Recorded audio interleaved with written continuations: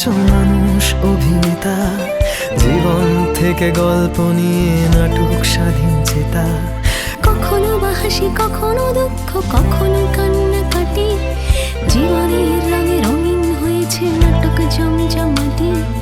আত্রাই তীরে নাটকের সুরে মঞ্চের আহ্বানে, চেতনা হোক উজ্জীবিত শহরের প্রতি প্রাণে। প্রতিবাদ প্রতিরোধের আগুনে থিয়েটারে গিয়ে যাক, জীবনের কলরবে নাট্য পার্বণ বেঁচে থাক। বালুর ঘাট নাটকের এই শহর।